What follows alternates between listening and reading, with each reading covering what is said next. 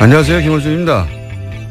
김종대 의원이 귀순 북한 병사 상태를 브리핑하는 과정에서 의료진이 기생충 등 정보를 공개한 것에 대해 환자 인권을 권하며 문제 제기를 했습니다. 이에 환자를 수술한 이국종 교수는 모든 정보는 군 그리고 정보당국과 상의에 공개 결정된 것으로 비난은 부당하다는 반론을 했죠. 저는 각도를 좀 달리해서 이 문제를 봅니다. 과거 서구 제국주의가 동양에 대한 우월성을 확인하고 동양에 대한 지배를 정당화하기 위해서 동양을 비위생, 전근대, 야만의 이미지로 형상화했었죠. 너희들은 그렇게 미개하니 우리에게 당하는 게 당연하다. 오리엔탈리즘이라고 합니다. 환자 인권으로 표현된 김종대 의원이 느낀 불편함의 본질은 우리 남한이 목숨을 걸고 기순한 한 병사의 기생충까지 동원해서 북한에 대한 우월성을 확인하고자 하는 그런 졸렬함에 대한 것이 아니었을까. 물론 그런 불편함이었다면, 그런 종류의 불편함이었다면 그 비판은 당국과 협의하에 의학적 팩트를 브리핑한 이 교수 개인이 아니라 정보 공개 범주를 정한 당국과 기생충 화면을 대대적으로 보도하며 북한의 비위생만을 강조한 미디어에 포커스 했었다면 하는 아쉬움이 있습니다. 하지만 남한이 우리 미디어가 북한을 상대하는 그 멘탈리티에 대한 문제 제기로는 의미가 있다. 김원준 생각이었습니다.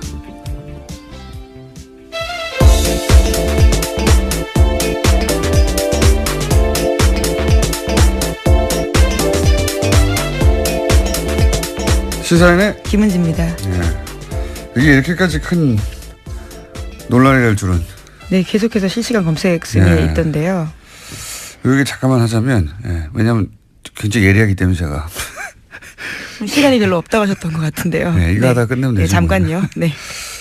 김종대 의원의 문제 제기가 이게 빛을 발하지 못한 이유는 프레임을 너무 좁게 잡았기 때문에 제가 보기에는 뭐냐면 환자 인권만으로 프레임을 잡았잖아요.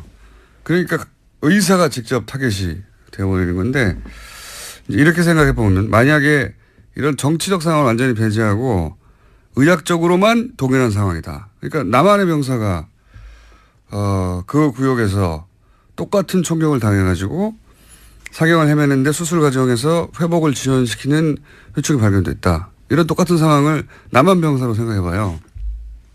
근데 우리 군 당국이나 정보 당국이 자, 회충을 공개합시다 했을 것인가? 저는 안 했을 거라고 봅니다. 그리고 미디어가 그걸 크게 종편에서 기생충 화면을 집중적으로 띄웠을 것인가? 저는 안 했을 거라고 봅니다. 만약에 그렇게 했으면 그 남한 병사 그러면 향후 사회생활 어떻게 하라고 하냐 이런 인권 문제나 사생활 보호 문제 당연히 나왔겠죠. 그러니까 그런 측면에서 인권을 이제 얘기한 거예요. 그렇게 생각하면 기생충 화면을 대문짝만하게 보도한 종편이나 보수 매체의 졸렬한 의도나 제가 얘기한 그런 멘탈리티 문제가 있다. 그런 차원에서 지적의 의미가 있는데 이게 문제는 뭐냐면 이 사건은 그렇게 단순히 의학적인 케이스가 아니다. 여기에 북핵으로 대처하는 상황에서 기순한 북한 병사. 총격당해서 위독한 북한 병사를 살려내는 남한의 의술. 게다가 평판이 아주 높은 의사. 여기에 이제 남한보다 굉장히 열등하다고 비위생적인 북한을 알리기 좋은 기생충이라는 소재의 등장. 그걸 놓치지 않고 막 화면에 뿌려대는 종편. 보수 매체 이런 복합적 요소가 다 중첩되어 있거든요. 근데 그걸 단순히 환자 인권이라는 프레임으로 이걸 다 도파할 수가 없다 도저히. 게다가 그 상대는 평판이 높은 의사인데 대중이 설득이 안 되는 거죠. 프레임을 너무 좁게 잡았다는 건 그런 의미다. 저한테 문의를 하시기 바랍니다. 김종대 의원님. 자, 첫 번째 뉴스는 뭡니까? 네, 구속된 김관진 전 장관이 풀려났습니다. 어제 법원에서 열린 구속 적부심사에서 석방이 결정된 건데요. 구속 적부심은 피해자가 구속된 이후에 구속의 적법성과 필요성 등을 법원이 다시 판단하는 제도입니다. 댓글 부대 관련 혐의로 구속된 지 11일 만에 그러니까 풀려나게 된 건데요. 관련한 판단을 한 법원 같은 경우에는 위법한 지시 및 공모 여부에 대한 소명의 정도, 변소 내용 등에 비춰볼 때 범죄 성립 여부에 대한 다툼의 여지가 있다라고 판단했습니다. 뿐만 아니라 김관진 전 장관의 주거가 일정하고 도주 우려나 증거인멸의 염려가 없다라고 판단했습니다. 이정열 저희 영장 해설 판사님이 나오실 찬스인데 오늘 수능. 예. 학부모신가요? 예. 하필 예. 자녀 수능이라 저는 운전 중입니다. 그래서 그렇다고 우리가 이게 포기할 수 없잖아요. 이 네, 아이템은. 방송을 듣고 계실 예. 수도 있겠네요. 대타 있습니다. 양지열 변호사라고. 예, 대단히 부족하지만 잠시 후에 요새를 또 해설하기 위해서 대타 양변을 연결할 예정입니다. 이게 소위 이제 적폐 수사에서 제가 알기로는 과거 누구였죠? 김경숙 교수. 예, 김경숙 교수가 이제 질병, 암. 예, 당시 암위기라고 이야기하면서요. 예, 암위기 질병을 이유로 구속 적부심을 요구했고 예. 그때 이제 안 됐죠. 예, 네, 기각됐습니다. 증거인멸의 우려가 있다면서요. 예. 심지어 같은 재판부였습니다. 형사합의 51부요. 적폐 수사에서 소위 적폐 수사에서 구속 적부심을 요구한 자체가 처음이에요. 그걸 제외하고 질병 암위기라서 한 걸 제외하고 그냥 법리적으로 다퉈보겠다고 한 자체가 처음이고요. 예, 석방된 것도 당연히 그러면 처음이죠. 저는 왜냐하면 구속영장 자체가 굉장히 어렵게 보수적으로 떨어지고 있었거든요. 그러니까 구속영장까지 떨어졌는데 또 한 번 묻는 이런 사례가 없어요. 사례가. 그래서 저는 이걸 신청한 자체가 될 줄 알았나 하는 생각이 들 만큼 이례적이고 떨어진 건 더 이례적이죠. 이상합니다. 대통령에게 보고하고 지시 받았다고 직접 얘기했는데 부하들은 또 구속됐거든요. 해설은 다소 부족하겠지만. 왜 자꾸 부족하다 그러시는 건가요? 영장 실질심사를 안 해본 분이잖아요. 이분은. 양변과 잠시 후에 해보기로 하겠습니다. 다음 뉴스는요? 네, 어제도 박근혜 전 대통령의 세월호 참사 발생 당시에 성형시술 의혹에 대해서 말씀드렸는데요. 또 다른 성형시술 내용에 대해서 SBS가 추가로 보도했습니다. 세월호 실종자 수색이 난항을 겪을 때도 참사 이후 처음 대국민 사과를 발표할 즈음에도 박근혜 전 대통령에 대한 성형시술이 이뤄졌다라고 특검이 판단하고 있다라는 겁니다. 시점은 5월 12일과 13일인데요. 비선 의료를 했던 김영재 원장 그리고 또 부인까지도 카드 사용 내역과 휴대전화 위치 기록을 바탕으로 특검이 그렇게 판단했다라고 합니다. 어제는 이제 세월호 사고 이틀 후에 적어도 이틀 후에는 시술을 하는 것이 거의 분명해 보인다는 게 특검의 조사 보고서였는데 그게 공개됐고 저는 개인적으로는 세월호 사고 당일도 미용과 관련된 일정이 있었다라고 보는 것이 그때 일정을 비워두고 있었고 미리. 네, 수요일 날 일정이 없었습니다. 그리고 미용사에게 전날 오지 말라고 통보해 두었고 그렇다면 사전에 예약된 그리고 그로부터 9일 동안 미리 일정이 안 잡혀 있었고 사전 예약된 어떤 미용 관련 일정이 있었을 거라고 강력히 추정하는 바가 있고 지금 추가적으로 나온 것은 이제 그 이후에 거의 한 달여간 수색을 하고 그리고 이제 사실 그 당시만 되돌아가 보면 전 국민이 이제 화면을 지켜보며 혹시 추가 그렇죠. 그냥 충격받고 슬퍼하고. 그다음에 오늘은 수색을 한다. 유가족들 인터뷰하고 그리고 이제 길에 나가서 뭘 사질 않는다. 사람들이 저녁에 술을 안 마신다. 이럴 정도로 그런 상황이었는데 계속해서 수술을 했다는 거죠. 예. 네, 5월 한 달에만 비선 의사 부부가 최소 5차례 방문했다라는 것이요. 특검의 판단입니다. 이해할 수 없습니다. 저는 정말. 하여튼 그런 게 밝혀지고 있는 와중입니다. 네, 다음 뉴스는요. 네, 세월호 관련된 소식 하나 더 전해드리면요. 지난 17일에 세월호 선체에서 유골이 발견됐습니다. 그런데 해양수산부가 이를 은폐했다라는 건데요. 추가 수색 여론이 형성될 것을 우려해서 일부러 그랬다라는 의혹이 일고 있습니다. 5명의 세월호 미수습자 가족들은 이를 모른 채 지난 18일에 시신 없는 장례식을 치렀는데요. 당시 유골 수습 보고를 받았던 해수부 현장수습본부의 김현태 부본부장이라고 있습니다. 이 같은 사실을 세월의 선처조사위원회에 통보하지 않았다라고 합니다. 그러면서 현장에서요. 자신이 책임질 테니 유골 수습 사실을 누구에게도 알리지 말라라고 지시했다고 합니다. 그러니까 이제 이 미수습 가족들하고 여기서 그칩시다. 여기까지만 합시다라고 다 얘기돼 있는데 또 유골이 나오니까 그럼 연장하게 될까봐 이 사실을 숨겼다는 거잖아요. 저는 이게 현장의 부본부장 정도가 내릴 수 있는 결정이 아니라고 봅니다. 예.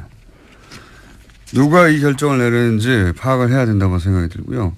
본인이 유골이 나왔는데 이제 그만하자라고 결정할 위치에 있는 사람이 저는 아니라고 보거든요. 예. 이게 이제 그래서 겨우 5일 만에 들켰잖아요. 누가 왜 이런 결정을 내리는지 반드시 파악해봐야 된다고 보고 문재인 대통령도 여기에 대해서 왜 이런 일이 벌어졌냐고 이해할 수 없다고. 그렇게 이야기했죠. 유골이 나오면 계속 수습해 가야 되는 거고 찾아야 되는 거거든요.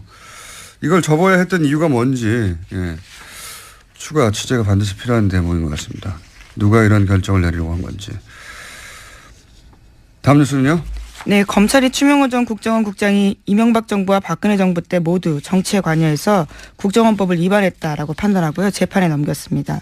이와 관련해서 특히 눈에 띄는 게 우병우 전 수석과 관련된 지시인데 추 전 국장이 이석수 전 특별감찰관을 불법 사찰한 것이 우병우 전 수석의 지시로 이뤄졌다라고 결론 내렸다고 합니다. 그러면 이제 우병우 전 수석이 다시 한번 소환되고 다시 한번 구속영장 청구될 개연성이 있네요. 네, 이르면 다음 주 중으로 소환될 가능성이 크다라고 하는데요. 네. 뿐만 아니라 최윤수 전 국정원 2차장 같은 경우에도 혐의 선상에 같이 올랐습니다. 그렇군요. 추명호 소위 이제 최순실 라인 전 국장의 공범으로 적시되고 네, 공소장에 그렇게 쓰여 있다라는 겁니다. 불법 사찰의 지시는 우병우 전 수석으로부터 받았다. 예. 이번에도 빠져나갈까요? 우병우 전 수석이. 그런 뉴스가 있고요. 그 외에 양지열 변호사 연결되어 있기 때문에 네, 하나만 더 전해드릴까요? 예, 차은택 씨가 어제 1심에서 징역 3년의 실형을 선고받았습니다. 여기에는 중요한 부분이요. 박근혜 전 대통령이 공범으로 명시됐다라는 겁니다. 사실 박근혜 전 대통령은 이제 너무 많은 혐의와 너무 많은 사안에서 공범 혹은 직접 지시기 때문에 박근혜 전 대통령을 여전히 사랑해서 이제 여러 가지 태극기 들고 집회 하시는데 그 집회는 법적으로는 아무 도움이 안 될 것 같습니다. 자, 지금 김관진 전 장관이 구속 적부심을 통해서 석방된 사안 가지고 이정열 판사님의 개인적 사정으로 연결이 안 돼서 아침에 연락했더니 대타 양지열 변호사님 연결됐습니다. 안녕하십니까? 또 그 사이 전화 끊어졌어요? 예. 기다리다가 삐졌나 봐요. 전화 연결됐다는 소리 듣고 제가 들어왔는데 다시 연결됐습니까? 예. 큰 도움이 안 되네요. 지금 30초를 까먹었어요. 변호사님? 예, 여보세요? 네. 대타가 이렇게 뭘 까먹어요? 시간을. 자, 빨리 얘기합시다. 예. 이게 굉장히 이상한 사건입니다. 예.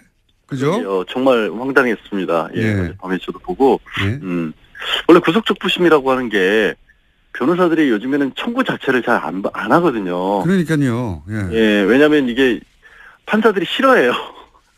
그러니까 구속적부심은 재판에 넘기기 전에 그 전 단계에서 그 전에 영장실질심사를 했던 판사가 영장을 내준 게 잘 됐느냐 못 됐느냐를 보는 거고 판사끼리도 서로 싫어하게 되죠. 그렇죠. 당연히. 그러니까 판사가 싫어한다는 얘기는 뭐냐면 이걸 또 합의에서 보거든요. 예. 그러니까 일종의 항소심으로 보는 겁니다. 네네. 그러니까 이게 판사 입장에서는 아니 이 일을 전문적으로 하는 판사가 있는데 그거를 그 구속된 지 얼마 지나지도 않아서 기소를 하기도 전인데 갑자기 뭐 이게 잘못됐다라고 주장을 하면 당연히 판사들이 싫어할 수밖에 없고 그래서 실제로 실무에서는 중간에 폭력 사건 같은 경우 이런 합의를 받다거나 새로운 상황이 발생할 경우 몸이 많이 아프거나 뭐 부모님이 돌아가셨거나 이랬을 때만 신청하는 거고요. 저도 그렇게 알고 있는데 서울중앙지방법원 같은 경우 제가 찾아보니까 작년에 한 170건 정도 신청을 해서 30건이 조금 넘게 나왔어 인용이 됐어요. 그러니까 실제 인용률만 놓고 보면 20%인데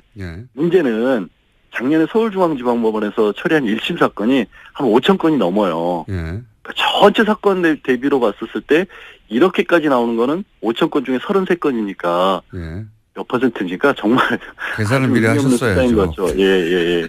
계산을 제가 한수는 약해요. 근데 1%도 안 된다. 예. 그거의 문제는 대부분 그 비율이 말씀드린 것처럼 합의를 받거나 이런 사정 변경이 있었을 때지 아무 사정 변경이 없었고 김관진 전 장관이 갑자기 부모님이 돌아가셨을 리는 없잖아요. 그 연세에. 이게 그러니까 말하자면 법리 10일 만에 법리 판단을 새로 했다는 거거든요. 아무것도 없는 거, 아무 변경 사항도 없는데. 그렇죠. 갑자기 도주율이나 증거인멸 우려가 없다라고 갑자기 법원이 본 거예요. 보통 이럴 경우 변호사가 그거 해봐야 소용이 없습니다. 라고 하거나. 실제로 소용없다고 하는 정도가 아니라 예. 그러니까 양형사유에서 나중에 법원에 이른바 괘씸죄에 걸릴 수 있으니까 예. 하지 말라고 합니다. 게다가 알려요. 그래서 이 적폐 관련 수사 작년부터 시작해서 저 김경수 교수가 질병 이를 이유로 그렇죠. 한번 청구한 이후로는 처음이에요. 처음. 고영태 씨는 체포적부심사를 청구를 했다가 기각됐어요. 예, 그건 다른 이야기고 구속적부심. 예, 하여튼 구속적부심에 체포 구속적부심을 넓게 크게 하나로 보니까 그 두 건밖에 없는데 기각됐고 또 이 사건은 그러니까 그때는 암이었을 때도 기각됐거든요. 그렇죠. 뭐 기억하시겠지만 갑자기 이렇게 다 지우고 모자 쓰고 나타났잖아요. 눈썹도 없애고 이런 상황에서. 그러니까 정말로 애초에 날 구속시키면 안 된다라는 걸 강력하게 보여줬는데도 구속시켰고 이후에 또 진단서까지 첨부를 해서 정말 심각한 상태라고 했는데 결국에 안 풀어졌거든요. 그러니까 구속이라고 하는 것 자체가 2008년 이후에 급속도로 줄어들었어요. 그러니까 구속이 줄어드니까 구속에 대해서 적부심사 청구하는 일은 정말로 줄어든 거죠. 인용도 잘 안 되고. 적폐 수사 관련해서는 아무도 신청을 안 했다니까요. 질병이. 아니 안 할 수밖에 없는 게 밑에 지금 김관진 전 장관 같은 경우에는 그때 국방부 장관 했을 때 부하직원은 실형까지 받았거든요. 벌써. 그거를 그리고 내가 지휘를 했노라는 걸 본인이 인정을 한 상황인데. 대통령이 그래서 그래서 그 위에 지금 얘기한 것처럼 이명박 전 대통령이 지시를 받고 있다는 얘기까지 했기 때문에 그러면 상식적으로 이명박 전 대통령 수사와도 직결되는 문제인데 그거를 갑자기 아무 특별한 사정 변경도 없이 구속 사유가 없어졌다고 보는 거는 정말 이해하기 어렵죠. 저는 지금까지 쭉 이야기한 대로 청구 자체가 이상하고 그래서 이거 이미 신청할 때 인용될 줄 알았나? 이렇게 생각이 들 만큼 이상한 일이다. 저는 바보 됐어요. 어제 기자분들이 여러 번 전화를 했었는데 절대 그럴 일 없다고. 왜 하는지 모르겠다고. 저도 그렇게 알고 있었는데 더 깊이는 양 변호사님께서 대답할 수준이 안 되기 때문에. 아니 새벽에 지금 전화 걸어서 뭐 하는 짓입니까 이게. 판사를 안 해보셨기 때문에 기본적인 사항은 충분히 저희가 이해했습니다. 저도 그렇게 생각하고요. 예. 네, 알겠습니다. 대타 고생하셨고요. 스튜디오에서 곧 뵙겠습니다. 감사합니다. 네, 고맙습니다. 자, 오늘은 위가 많습니다. 빠르 이어가지고 또 짧게 그것마저 알려주면 리얼미터 권순정 조사 분석실장 나오셨습니다. 안녕하십니까. 네. 빨리 가죠. 네네. 숫자 딱딱딱. 네, 대통령 지지율이 다시 올랐습니다. 1.5%포인트 오른 73.1%고요. 부정평가는 22.3%입니다. 60대 이상 TK 보수층에서 상당히 많이 올랐어요. 60대 이상 TK 같은 경우는 50%대였는데 60%대 올랐고요. 그 보수층 같은 경우는 이제 북핵 이후에 상당히 많이 빠지면서 부정평가하고 긍정평가가 많이 떨어졌는데 지금 초박빙으로 좁혀졌습니다. 그래서 전반적으로 봤을 때 지난 한 주 지나면서 구여권 지지층이 재결집 조짐을 보이고 있다. 그렇게 봐야 될 것 같습니다. 일간으로 봐도 71.5, 73.3, 72.8 이렇게 월, 화, 수 이렇게 변했습니다.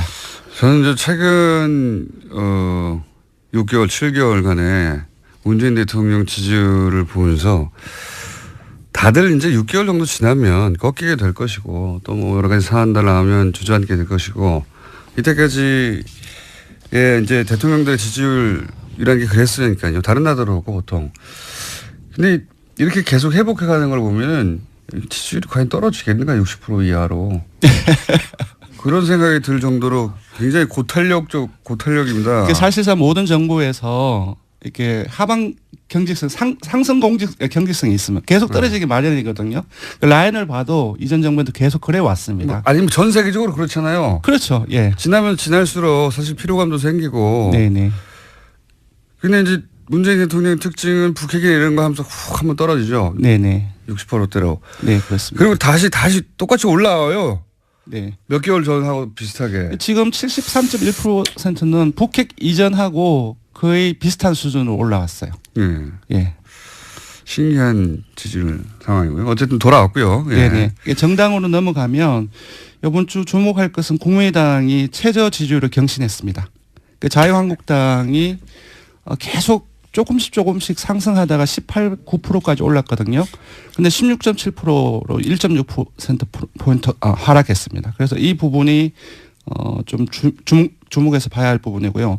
민주당 같은 경우는 0.5%포인트 상승해서 51.8% 여전히 2주째 상승세입니다. 역시 대통령처럼 60대 이상에서 상당히 많이 올라가지고 계속 이전에는 한국당이 뒤졌거든요. 근데 뒤집었습니다. 그리고 국민의당으로 넘어가면 60대에서요? 네, 맞습니다. 네, 국민의당으로 넘어가면 지난주에 4.9%를 기록해서 최저 지지율 동률을 기록했거든요. 근데 0.5% 더 하락해서 4.4%로 떨어졌습니다. 특히 월요일 일간 집계에서는 그러니까 이른바 끝장 토론 하루 전이었죠. 3.8%로 떨어져서 창당 이후 일간 집계로 3%대로 떨어진 건 처음입니다. 3%대는 보통 잘못 누른 거거든요. 근데 이제 일간 지지율에 이거는 얘기를 하면 안 되겠네요. 500명 지지율 온체들을 따로 보는데 그보다 더 떨어졌습니다. 정의당 지지율이 아예 안 나온다고 거의. 왜냐하면 이게 독도는 일본 땅입니까? 한국 땅입니까? 일본 땅이 좀 울었을 때 일본 땅이라고 잘못 누르는 비율이 이 정도 좀. 예, 이 조사가 1,500명 조사에서 오차 범위가 2.5%포인트거든요. 플러스 마이너스. 이제 지금 이걸 보면은 오차 범위 아닌 거죠. 그러니까 무작위 잘못 변동이라고 볼 수도 있는데 그렇지는 않겠죠. 네. 국민당 조사 정확합니다. 심각하게 받아들여야 되는 상황이다. 예, 정의당은 오늘 정의당 얘기를 좀 해야 될 것 같은데 19대 대선 이후에 가장 높은 7%포인트에 근접했습니다. 3위로 뛰어올랐고요. 한 주 동안 1.9%포인트 상승해서 6.9%를 기록했습니다. 자유한국당이 왜 이렇게 하락했죠?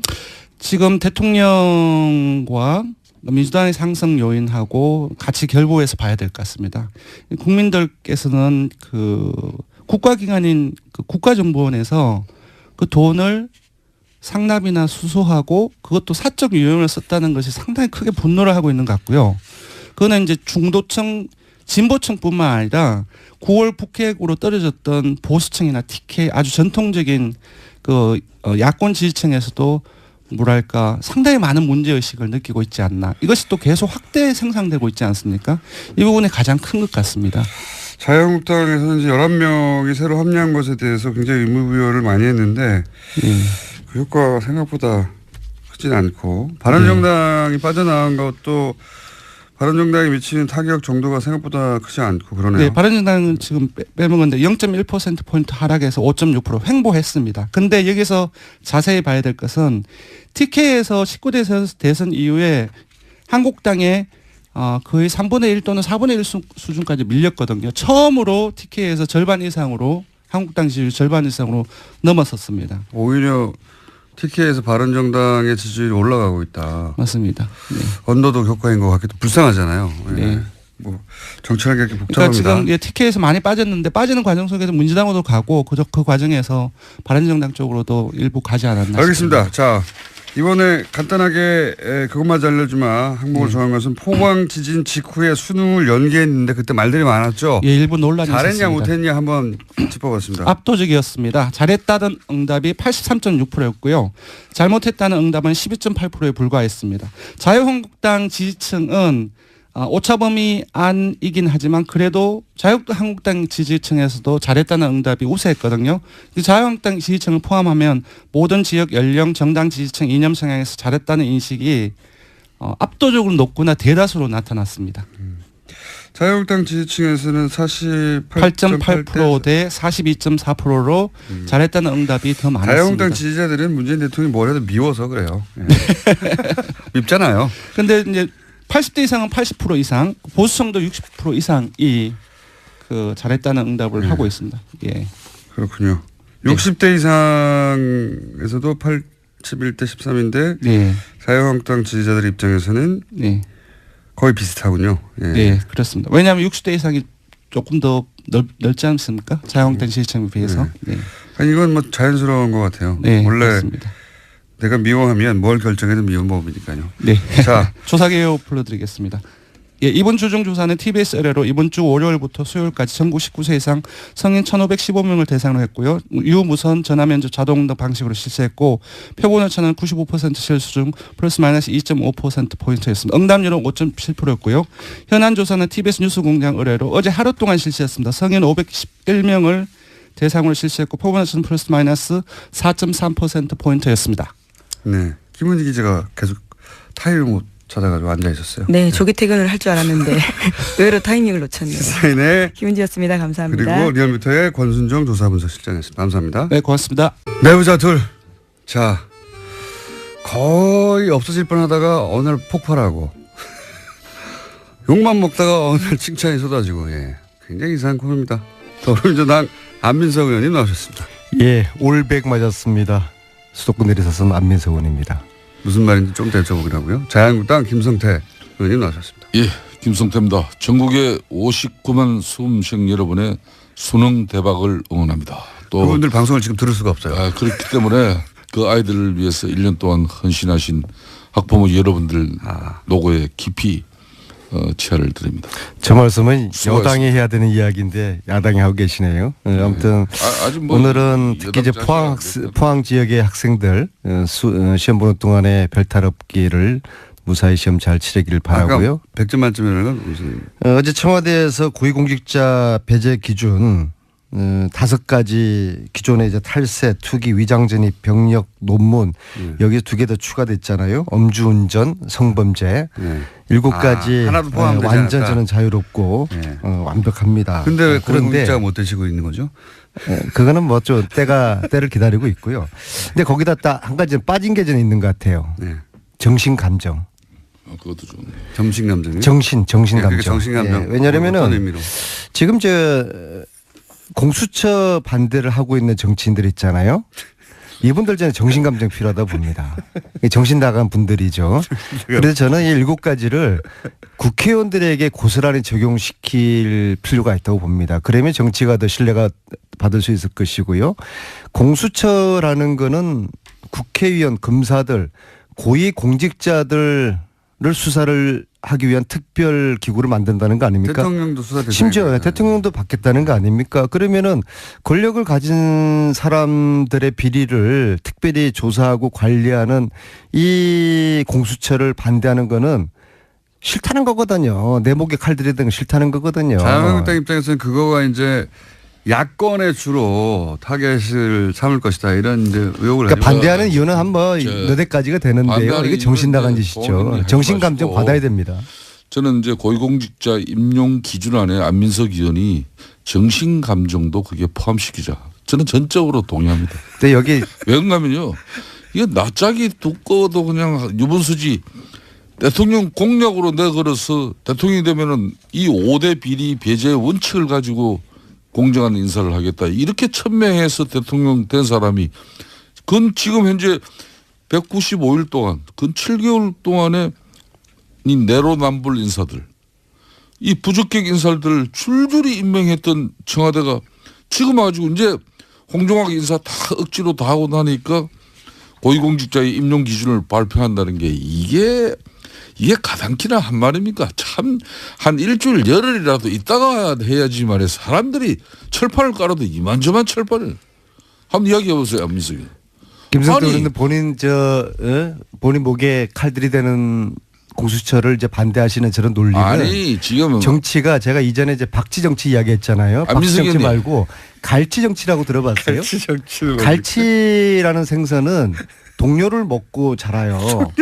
그러니까 위기 때마다 상대방을 끌어들이는 이런 물타기를 하면서 이 자신의 생존을 해나가는 이 갈치 정치 있잖아요. 아니, 본인 동료 의원 공격하고 저 이야기 들어보세요. 상대방 무조건 공격하고 하면서 하는 이런 갈치 정치.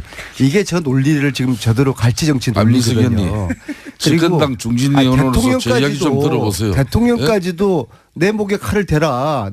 우리 가족들, 주위 친척들 집중적으로 조사하고 관리하는 공수처 이거 내가 받아들이겠다고 하는데 왜 야당 의원들이 공수처를 반대합니까?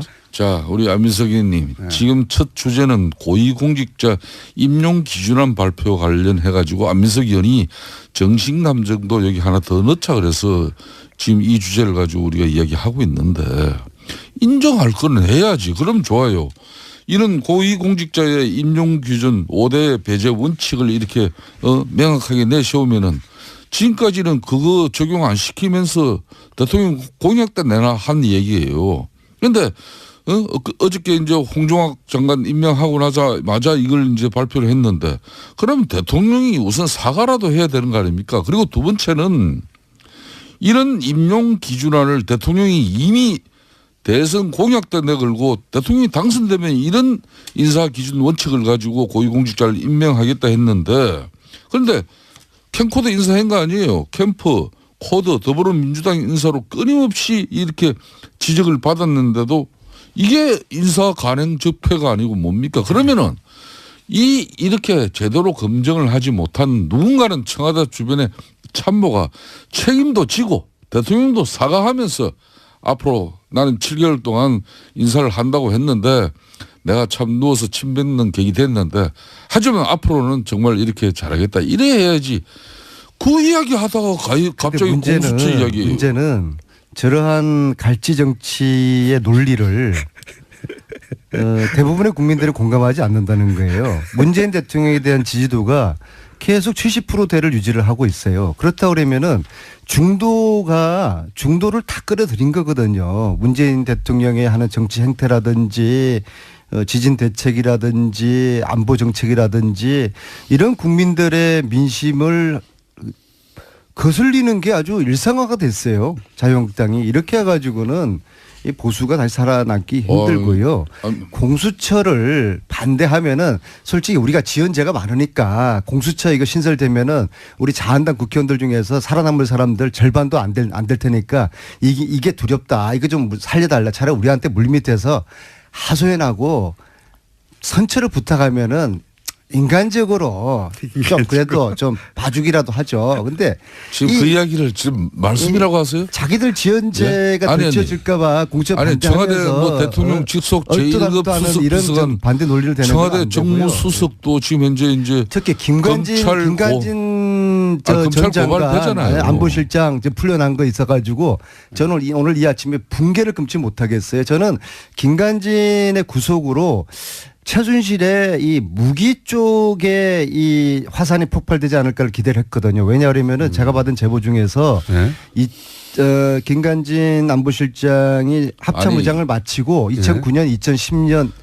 2년을 안민석 의원님은 딸들과 가족들과 함께 워싱턴에서 2년을 본인이 살아요. 왜 아시다시피 전병헌 정무수석이 청와대 제1급 참모로서 아주 많은 그 비용이 필요하거든요. 구속 수사가 되고 있는데 대해서는 왜 한마디 저렇게 또 부탁을 하시네요. 잠깐만 제 이야기하고서 말씀 아니 내가 아까 본 내 이야기를 합니다. 자, 저 굉장히 지금 아주 지금 사법 말을 막으신 이유가 뭐죠? 저렇게 자기네들 마음에 들지 않으면 김관진 이야기 하고 난 다음에 듣고 난 다음에 이야기를 하세요. 중요한 말씀을 하는 겁니다. 새로운 정보인 것 같아서 이 얘기만 듣고. 그래서 그 2년 동안에 김관진 안보실장이 그 2년 동안에 그 생활 비용을 방산업체, 외국의 방산업체에서 후원을 했다는 제보를 제가 받았거든요. 자, 그러면 간단해요. 그러면은 2년 동안에 김관진 실장이 무슨 돈으로 그 생활비 많은 비용을 미국에서 댔는지 2년 동안 그건 계좌 조사하면 금방만이 나오는 것이죠. 2년 그래서 동안에 미국의 방산업체로부터 말하자면 생활비를 받았다. 아마 4인 가족이 워싱턴에서 2년 동안 살았으면은 아마 100만 불 이상 정도는 썼을 거라고 보거든요. 과연 그 돈을 김관진 안보실장이 개인 돈으로 쓰지는 않았을 것 같은데 그 제보에 의하면은 방산업체가 후원을 미국의 방산업체 받았다. 예, 미국의 방산업체가 나중에 우리나라에 무기도 파는 업체입니까? 그래서 이게 최순실하고 저는 연관이 된다 보거든요. 왜냐하면 저는 최순실이가 문화계 농단, 체육계 농단 하면서 결국엔 돈을 빼먹은 거 아닙니까? 이건 사실 무기에 비하면 끈값이죠. 돈을 사랑했던 진짜 대통령 최순실이가 과연 무기에 손대지 않았을까요, 공장장? 손댔을 거라고 저는 그렇게 가정을 하거든요. 예, 그래서 이러한 연계고리가 2009년, 2010년에 김관진이의 미국에서 생활비 이것을 검찰이 쉽게 그런 들여다볼 수 있는 거 아니에요. 그렇게 될 수 있는데 그게 이제 지금 이걸 기대를 했었는데 풀려나면서 어렵게 풀려난 게 이게 저는 단순하게 뭐 도주 우려가 없다. 이건 정말 지나가는 개가 웃을 일이고요.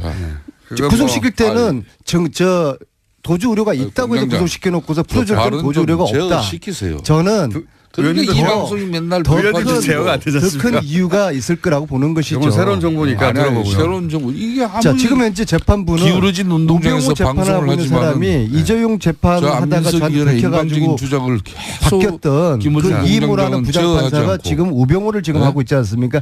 재판부의 현실이 지금 이렇습니다. 아니, 저분이 재판부의 이런 자신의 주장이나 자신의 자, 오케이. 자, 김성태 의원님 말씀 한번 해보세요. 하고 싶은 말씀 해보세요. 제가 이렇게 한 2년 가까이 우리 안민석 의원님을 지켜보면은 본인이 의혹 제기하고 본인이 이렇게 문제를 야기한 부분에 대해서 검찰이 또 제대로 수사해가지고 또 이렇게 구속적부심에서 이렇게 구속이 이루어지면 뭐 검사나 판사 칭찬하고 또 판사가 그걸 이렇게 기각하면은 또 재판부 그냥 욕하고. 자, 이런 것도 사법부의 판단 자체를 갖다가 우리가 존중해줘야지. 지나가는 개도 이걸 웃지 않겠냐 이러면은 이 방송에서 어떻게 되겠습니까? 김관진 실장은 그래도 대한민국의 군인으로서 대한민국 국가 안보를 위해서 평생을 바친 분이에요. 예? 새로운 의혹 좋습니다. 미국에서요 뭐 어떤 의혹, 그 의혹은 다시 대한민국 검찰에 제보를 받은 게 있으면 제공을 하세요. 제공을 하셔가지고 당당하게 또 검찰이 수사를 해서 잘못이 있으면은 또 처벌을 받을 수 있도록 하면 되는 것인데, 근데 대체로 제가 요 근래 이렇게 보면은 안민석 의원께서 제보를 받고 요 근래 의혹 제기하는 부분은 거의 헛발질이에요. 네? 김광석 씨 부인 서모 씨 건도 뭐 그것도 헛발질된 거고 대한민국 국민들이 다 알죠. 예? 뭐 그 애도 저는 너무 많이 알지만은 방송 관계상 또 뭐 괜찮습니다. 이야기해 보세요. 또 뭐가 있는지. 자, 서해순 씨 진실은 신만이 아는 것이죠. 그러니까 아까 이제 고위공직자 저를 검찰에 고발해야지 뭐 쓸데없이 뭐 권익위원회 권익위원회가 인권위원회 왜 검찰에 고발하세요. 검찰에. 그 안철수 의원도 왜 서해순 씨 보고 검찰에 안민석을 고발하라고 그러세요. 그러니까 안철수 의원이 그렇게 한동안 또 두 분의 간의 관계를 개선하기 위해서 왜 그 전부 고소를 취하했어요. 그런데 얼마 전에 다시 또 고발됐잖아요. 안철수 쪽에서. 안철수 의원을 얼마 전에 만났는데 이건 자기가 납득하고 이해가 되지 않는 정치 행위를 한다는 거예요. 서로 이해가 안 가요. 안철수 대표가 저를 이해를 못한다는 얘기입니까? 제가 우연찮게 국회 본회의장 로텐도홀 밑에서 만났는데 그 얘기를 하더라고요. 그래서 제가 하는 이야기는 아니 말 한마디 예? 최순실 재산 환수 그 몰수 특별법 국민당이 소극적이다라고 이야기를 한 그것이 안철수 쪽에서 저를 검찰에 고발할 만한 그런 문제입니까? 그렇게 하면은 국회의원들 그냥 뭐 밤낮 고발 당하는 것이죠. 제가 이야기한 거는 국민당에서 아무런 액션이 없으니까 소극적이라고 이야기를 한 건데, 근데 작년 11월 달에 자신들이 그 특별법을 당론으로 발의했다고 그러더라고요. 공장장. 알고 계셨어요? 지금 그 얘기는 몇 번이나 몰라요. 하셨기 때문에. 아무도 몰라요. 예. 아무 일도 하지 않았으니까. 안철수 그래서 소극적이었다고 예. 이야기한 것이 검찰에 고발을 당할 그런 사안입니까? 자, 세 번째 검찰 고발을 당하고 있어요. 안철수 측으로부터. 자리 좀 바꾸세요. 자 그러면은 앵커를 시키고 안철수 대표 개인이나 정당 간에나 고소 고발은 최대한 자제해야 되는 거죠. 바른정당과 국민의당 통합 얘기도 잠깐 해봐 주시면요. 1, 2당의 입장에서 이 지금 3, 4당 간의 통합 논의에 대해서 어떻게 보십니까? 기본적으로 저는 남의 집안일에 이러쿵저러쿵 하고 싶은 생각은 전혀 없지만요. 항상 해왔어서 자, 지금 이 문제의 출발점은 예. 안철수의 위기의식으로부터 분석을 해야 됩니다. 무슨 말입니까? 자, 지금 이대로 안철수 대표가 중심이 된 국민당이 내년 선거를 이대로 치를 수 있겠습니까? 전패할 거예요. 전패하고 되면 지방선거 이후에 안철수는 설 땅이 없는 겁니다. 정치 완전히 물러나야 되거든요. 그런 위기감에서 안철수 대표가 지금 좌충우돌 하고 있는 겁니다.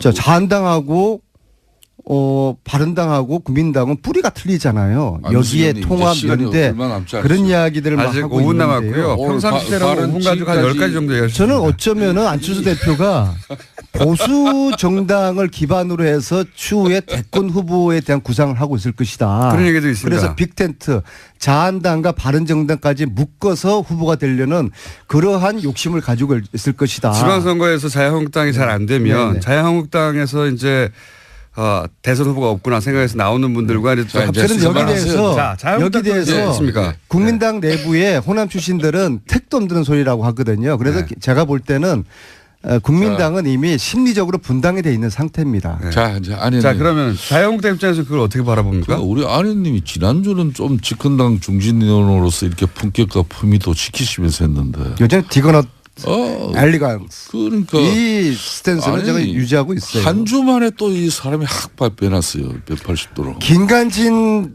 어? 풀려나니까 제가 제정신이겠습니까? 그러니까 이게 말이 됩니까 이게? 아니 그러니까 김어준 공장장님. 그렇지 않아도 이 기울어진 제가 운동장에서 김관진 방송을 하는데 다시 하는데 집어넣을 겁니다. 정신 상태가 저렇게 불안정하고 안 좋을 때는 방송력이 출연시키지 마세요. 예? 정신 감정이 필요한 부분이에요. 그러니까 일단 와가지고 얘기를 해야 알 수 있으니까. 대한민국 방송 중에서 가장 방송진위원회에서 제재를 많이 받고 있는 방송이 이 방송 제재를 아니에요? 많이 받고 있지 않습니다. 예. 많이 받았죠. 정치권에서 많이 주장을 하고 있습니다. 15년에 특갈비 투명하게 공개하자는 주장을 왜 아니, 반대하셔가지고 잠깐만요. 이 산을 자, 하고 이제 있어요? 이당 입장에서 제가 좀 이야기를 할게요. 이제. 예, 자 그러면 이 제2당 입장에서 이제 3, 4당의 통합 문제에 대해서 특갈비 투명하자는데 반대하는데 요 얘기 하고요. 특갈비 저분이. 안민석 의원께서 혼밥이다 뭐다 해가지고 예. 안철수 대표를 공개할 때마다 제가 대려 방송에서 균형성이나 공정성 때문에 본의 아니게 안철수 대표 변론도 많이 했지 않습니까?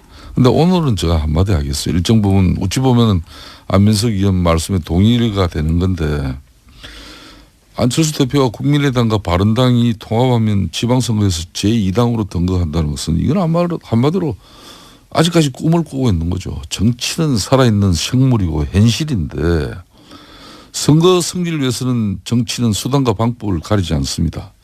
그렇지만은 그 안철수 대표께서는 정치 공학적인 발상이 과연 이 안철수 대표가 이야기하는 새 정치였는지 그건 되묻지 않을 수 없는 것이고 지난 5선 동안 이 새 정치를 뭐 이렇게 지향하면서 이렇게 정치권에서 활동을 했지만은 이 시간 5년이면 길입니다. 대통령 임기 5년이에요.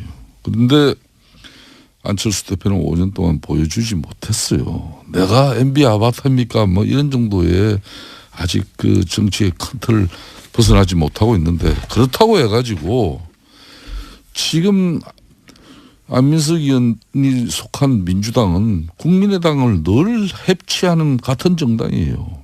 그래서 결정적일 때는 어떻게 꼬시는지 하여튼 결정적인 도움을 받아내요. 그럴 때는 협치 정당이고 우리는 행제 정당이고 협치요. 별 이야기를 다 하면서 또 이런 방송에 나와서는 저런 이야기를 하면은 내가 안철수라 그래도 민주당 사람들은 믿질 못하는 것이고 차라리 뭐 적지만은 바른정당하고 뭐 이렇게 통합이라도 해서 좀 기반을 갖춰보려고 하는 그 처절한 몸부림에 너무 큰 비난을 하지 맙시다 우리가. 안철수 대표와 국민당하고는 저희들은 구분해서 봐야 된다고 보고요.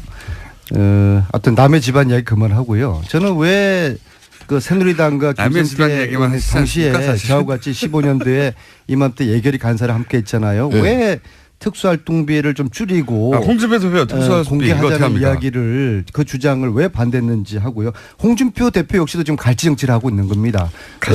느닷없이 원혜영 대표로 끌어들여가지고 내가 당신한테도 운영비 주지 않았냐. 이건 김성태 의원님 의견을 좀 들어봐야겠고요. 네. 왜 반대를 하셨어요? 예, 이 국정원의 특활비를 가지고 청와대가 받아 쓴 것이 드러나면서 이 논란이 시작됐는데 문제는 이 특활비가 개인 사적인 용도로 잘못 쓰여졌다면은 이건 이제 용처에 대해서는 검찰이 수사를 할 건데 첫 번째는 국정원을 지휘 감독하는 청와대가 국정원으로부터 특수활동비를 받은 것 자체가 뇌물이라는 것이죠. 청와대 상납받은 그 그러니까 돈을 그 40억을 누가 어떻게 썼을까요? 두 번째는 특수활동비는 정해진 용도가 아닌 다른. 작년에 한 170건 정도 신청을 해서 30건이 조금 넘게 나왔어 인용이 됐어요. 그러니까 실제 인용률만 놓고 보면 20%인데 문제는 작년에 서울중앙지방법원에서 처리한 1심 사건이 한 5천 건이 넘어요. 그러니까 전체 사건 대비로 봤었을 때 이렇게까지 나오는 거는 5천 건 중에 33건이니까 몇 퍼센트니까 정말 계산을 미리 하셨어야죠. 예. 계산을 제가 산수는 약해요. 근데 1%도 안 된다. 예. 그거의 문제는 대부분 그 비율이 말씀드린 것처럼 합의를 받거나 이런 사정 변경이 있었을 때지 아무 사정 변경이 없었고 김관진 전 장관이 갑자기 부모님이 돌아가셨을 리는 없잖아요. 그 연세에. 이게 말하자면 법리 10일 만에 법리 판단을 새로 했다는 거거든요. 아무것도 없는 거, 아무 변경 사항도 없는데. 그렇죠. 갑자기 도주거래나 증거인멸 우려가 없다라고 갑자기 법원이 본 거예요. 보통 이럴 경우 변호사가 그거 해봐야 소용이 없습니다. 라고 하거나. 실제로 소용없다고 하는 정도가 아니라 그러니까 양형사유에서 나중에 법원에 이른바 괘씸죄에 걸릴 수 있으니까 하지 말라고 합니다. 게다가 말려요. 그래서 이 적폐 관련 수사 작년부터 시작해서 저 김경수 교수가 질병 이를 이유로 그렇죠. 한번 청구한 이후로는 처음이에요. 처음. 고영태 씨는 체포적부심사를 청구를 했다가 기각됐어요. 그건 다른 이야기고 구속적부심. 하여튼 구속적부심에 체포 구속적부심을 넓게 크게 하나 더 보니까 그 두 건밖에 없는데 기각됐고 또 이 사건은 그러니까 그때는 암이었을 때도 기각됐거든요. 그렇죠. 기억하시겠지만 갑자기 이렇게 다 지우고 모자 쓰고 나타났잖아요. 또 없애고 이런 상황에서 그러니까 정말로 애초에 날 구속시키면 안 된다라는 걸 강력하게 보여줬는데도 구속시켰고 이후에 또 진단서까지 첨부를 해서 정말 심각한 상태라고 했는데 결국에 안 풀어졌거든요. 그러니까 구속이라고 하는 것 자체가 2008년 이후에 급속도로 줄어들었어요. 그러니까 구속이 줄어드니까 구속에 대해서 적부심사 청구하는 일은 정말로 줄어든 거죠. 인용도 잘 안 되고. 적폐 수사 관련해서는 아무도 신청을 안 했다니까요. 질병위에. 안 할 수밖에 없는 게 밑에 지금 김관진 전 장관 같은 경우에는 그때 국방부 장관 했을 때 부하직원은 실형까지 받았거든요. 벌써. 그거를 그리고 내가 지휘를 했노라는 걸 본인이 인정을 한 상황인데. 대통령이 그래서 그 위에 이제 지금 얘기한 것처럼 이명박 전 대통령이 지시를 받고 있다는 얘기까지 했기 때문에 그러면 상식적으로 이명박 전 대통령 수사와도 직결되는 문제인데 그거를 갑자기 아무 특별한 사정 변경도 없이 구속 사유가 없어졌다고 보는 건 정말 이해하기 어렵죠. 저는 지금까지 쭉 이야기한 대로 청구 자체가 이상하고 그래서 이거 이미 신청할 때 인용될 줄 알았나? 이렇게 생각이 들 만큼 이상한 일이다. 저는 바보 됐어요. 어제 기자분들이 여러 번 전화를 했었는데 절대 그럴 일 없다고. 왜 하는지 모르겠다고. 저도 그렇게 알고 있었는데 더 깊이는 양 변호사님께서 대답할 수준이 안 되기 때문에. 아니 새벽에 지금 전화 걸어서 뭐 하는 짓입니까? 안녕하세요. 김원준입니다. 김종대 의원이 귀순 북한 병사 상태를 브리핑하는 과정에서 의료진이 기생충 등 정보를 공개한 것에 대해 환자 인권을 권하며 문제 제기를 했습니다. 이에 환자를 수술한 이국종 교수는 모든 정보는 군 그리고 정보당국과 상의에 공개 결정된 것으로 비난은 부당하다는 반론을 했죠. 저는 각도를 좀 달리해서 이 문제를 봅니다.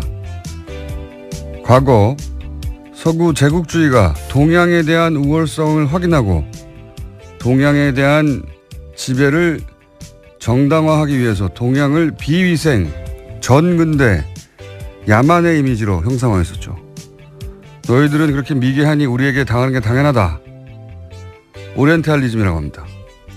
환자 인권으로 표현된 김종대 의원이 느낀 불편함의 본질은 우리 남한이 목숨을 걸고 기순한 한 병사의 기생충까지 동원해서 북한에 대한 우월성을 확인하고자 하는 그런 졸렬함에 대한 것이 아니었을까. 물론 그런 불편함이었다면, 그런 종류의 불편함이었다면 그 비판은 당국과 협의하에 의학적 팩트를 브리핑한 이 교수 개인이 아니라 정보 공개 범주를 정한 당국과 기생충 화면을 대대적으로 보도하며 북한의 비위생만을 강조한 미디어에 포커스했었다면 하는 아쉬움이 있습니다. 하지만 남한이 우리 미디어가 북한을 상대하는 그 멘탈리티에 대한 문제 제기로는 의미가 있다. 김원준 생각이었습니다.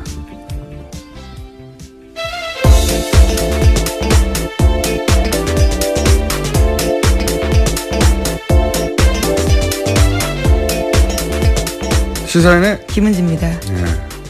이게 이렇게까지 큰 논란이 될 줄은.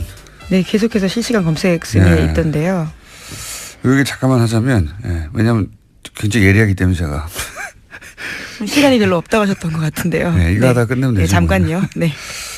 김종대 의원의 문제 제기가 이게 빛을 발하지 못한 이유는 프레임을 너무 좁게 잡았기 때문에 제가 보기에는 뭐냐면 환자 인권만으로 프레임을 잡았잖아요. 그러니까 의사가 직접 타겟이 되어버리는 건데 이렇게 생각해 보면 만약에 이런 정치적 상황을 완전히 배제하고 의학적으로만 동일한 상황이다. 그러니까 남한의 병사가 그 구역에서 똑같은 총격을 당해가지고 사경을 헤매는데 수술 과정에서 회복을 지연시키는 회충이 발견됐다. 이런 똑같은 상황을 남한 병사로 생각해봐요. 근데 우리 군 당국이나 정보 당국이 자, 회충을 공개합시다 했을 것인가? 저는 안 했을 거라고 봅니다. 그리고 미디어가 그걸 크게 종편에서 기생충 화면을 집중적으로 띄웠을 것인가? 저는 안 했을 거라고 봅니다. 만약에 그렇게 했으면 그 남한 병사 그러면 향후 사회생활 어떻게 하라고 하냐, 이런 인권 문제나 사생활 보호 문제 당연히 나왔겠죠. 그러니까 그런 측면에서 인권을 이제 얘기한 거예요. 그렇게 생각하면 기생충 화면을 대문짝만하게 보도한 종편이나 보수매체의 졸렬한 의도나 제가 얘기한 그런 멘탈리티 문제가 있다. 그런 대통령의 세월호 참사 발생 당시에 성형시술 의혹에 대해서 말씀드렸는데요. 또 다른 성형시술 내용에 대해서 SBS가 추가로 보도했습니다. 세월호 실종자 수색이 난항을 겪을 때도 참사 이후 처음 대국민 사과를 발표할 즈음에도 박근혜 전 대통령에 대한 성형시술이 이뤄졌다라고 특검이 판단하고 있다라는 겁니다. 시점은 5월 12일과 13일인데요. 비선 의료를 했던 김영재 원장 그리고 또 부인까지도 카드 사용 내역과 휴대전화 위치 기록을 바탕으로 특검이 그렇게 판단했다라고 합니다. 어제는 이제 세월호 사고 이틀 후에 적어도 이틀 후에는 시술을 하는 것이 분명해 보인다는 게 특검의 조사 보고서였는데 그게 공개됐고 저는 개인적으로는 세월호 사고 당일도 미용과 관련된 일정이 있었다라고 보는 것이 그때 일정을 비워두고 있었고 미리. 네, 수요일 날 일정이 없었습니다. 그리고 미용사에게 전날 오지 말라고 통보해 두었고 그렇다면 사전에 예약된 그리고 그로부터 9일 동안 미리 일정이 안 잡혀 있었고 사전 예약된 어떤 미용 관련 일정이 있었을 거라고 강력히 추정하는 바에 있고 지금 추가적으로 나온 것은 이제 그 이후에 거의 한 달여간 수색을 하고 그리고 이제 사실 그 당시만 되돌아가 보면 전 국민이 이제 화면을 지켜보며 혹시 추가 그렇죠. 그냥 충격받고 슬퍼하고 그다음에 오늘은 수색을 한다 유가족들 인터뷰하고 그리고 이제 길에 나가서 뭘 사질 않는다 사람들이 저녁에 술을 안 마신다 이럴 정도로 그런 상황이었는데 계속해서 수술을 했다는 거죠. 예. 네, 5월 한 달에만 비선 의사 부부가 최소 5차례 방문했다라는 것이요 특검의 판단입니다. 이해할 수 없습니다. 저는 정말. 하여튼 그런 게 밝혀지고 있는 와중입니다. 네, 다음 수는요. 네, 세월호 관련된 소식 하나 더 전해드리면요. 지난 17일에 세월호 선체에서 유골이 발견됐습니다. 그런데 해양수산부가 이를 은폐했다라는 건데요. 추가 수색 여론이 형성될 것을 우려해서 일부러 그랬다라는 의혹이 일고 있습니다. 5명의 세월호 미수습자 가족들은 이를 모른 채 지난 18일에 시신 없는 장례식을 치렀는데요. 당시 유골 수습 보고를 받았던 해수부 현장수습본부의 김현태 부본부장이라고 있습니다. 이 같은 사실을 세월의 선처조사위원회에 통보하지 않았다라고 합니다. 그러면서 현장에서요. 자신이 책임질 테니 유골 수습 사실을 누구에게도 알리지 말라라고 지시했다고 합니다. 그러니까 이제 이 미수습 가족들하고 여기서 그칩시다. 여기까지만 합시다라고 다 얘기돼 있는데 또 유골이 나오니까 그럼 연장하게 될까 봐 이 사실을 숨겼다는 거잖아요. 저는 이게 현장의 부본부장 정도가 내릴 수 있는 결정이 아니라고 봅니다. 예. 누가 이 결정을 내리는지 파악을 해야 된다고 생각이 들고요. 본인이 유골이 나왔는데 이제 그만하자라고 결정할 위치에 있는 사람이 저는 아니라고 보거든요. 예. 이게 이제 그래서 겨우 5일 만에 들켰잖아요. 누가 왜 이런 결정을 내리는지 반드시 파악해 봐야 된다고 보고 문재인 대통령도 여기에 대해서 왜 이런 일이 벌어졌냐고 이해할 수 없다고. 그렇게 이야기했죠. 유골이 나오면 계속 수습해 가야 되는 거고 찾아야 되는 거거든요. 이걸 접어야 했던 이유가 뭔지 추가 취재가 반드시 필요한 대목인 것 같습니다. 누가 이런 결정을 내리려고 한 건지. 다음 뉴스는요. 네, 검찰이 추명호 전 국정원 국장이 차원에서 지적의 의미가 있는데 이게 문제는 뭐냐면 이 사건은 그렇게 단순히 의학적인 케이스가 아니다. 여기에 북핵으로 대치하는 상황에서 기순한 북한 병사. 총격당해서 위독한 북한 병사를 살려내는 나만의 의술. 게다가 평판이 아주 높은 의사. 여기에 이제 남만보다 굉장히 열등하다고 비위생적인 북한을 알리기 좋은 기생충이라는 소재의 등장. 그걸 놓치지 않고 막 화면에 뿌려대는 종편. 보수 매체 이런 복합적 요소가 다 중첩되어 있거든요. 근데 그걸 단순히 환자 인권이라는 프레임으로 이걸 다 돌파할 수가 없다 도저히. 예. 게다가 그 상대는 평판이 높은 의사인데 대중이 설득이 안 되는 거죠. 프레임을 너무 좋게 잡았다는 건 그런 의미다. 저한테 문의를 하시기 바랍니다. 김종대 의원님. 자, 첫 번째 뉴스는 뭡니까? 네, 구속된 김관진 전 장관이 풀려났습니다. 어제 법원에서 열린 구속 적부심사에서 석방이 결정된 건데요. 구속 적부심은 피해자가 구속된 이후에 구속의 적법성과 필요성 등을 법원이 다시 판단하는 제도입니다. 댓글 부대 관련 혐의로 구속된 지 11일 만에 그러니까 풀려나게 된 건데요.